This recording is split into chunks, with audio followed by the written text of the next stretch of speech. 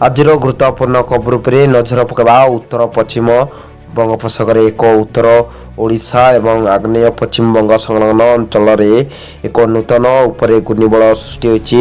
ଏହା ସହ ଉତ୍ତର ଓଡ଼ିଶା ଉପରେ ଗତି ଆଜି ଠାରୁ ହାରାହାରି 300 UTS ଉପରେ 5.8 କିଲୋମିଟର ଉପରେ ଆଙ୍ଗଟି ପଶ୍ଚିମବଙ୍ଗ ସହିତ ମିଶିଛି। ତେବେ ଉତ୍ତର ବଙ୍ଗୋପସାଗର ଉପରେ ବିକ୍ଷିପ୍ତ ଭାବରେ ଭାଙ୍ଗି ଯାଇଥିବା ନିମ୍ନ ଏବଂ ମଧ୍ୟମ ମେଘଗୁଡ଼ିକ ସହିତ ତା ସହିତ ତୀବ୍ରରୁ ଅତି ତୀବ୍ର ପରିଚାଳନା ରହିଛି। ମଧ୍ୟ ଏବଂ ଦକ୍ଷିଣ ବଙ୍ଗୋପସାଗରରେ ଆଣ୍ଡାମାନ ସାଗରରେ ଉପରେ ବିକ୍ଷିପ୍ତ ଭାବରେ ମଧ୍ୟରେ ତୀବ୍ର ପରିଚାଳନା ରହିଛି। ତେବେ ଓଡ଼ିଶାରେ ଜିଲ୍ଲାଗୁଡ଼ିକରେ ଅନେକ ସ୍ଥାନରେ ହାଲୁକାରୁ ମଧ୍ୟମ ଧରଣର ବର୍ଷା କିମ୍ବା ଘଡ଼ଘଡ଼ି ସହିତ ବର୍ଷା ହେବାର ସମ୍ଭାବନା ରହିଛି।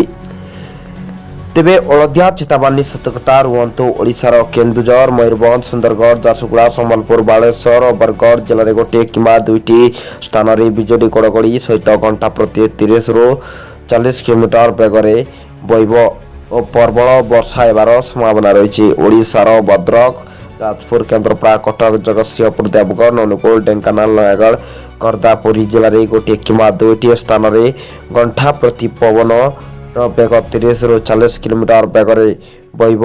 ତା ସହିତ ବଜ୍ରପାତ ହେବାର ସମ୍ଭାବନା ରହିଛି।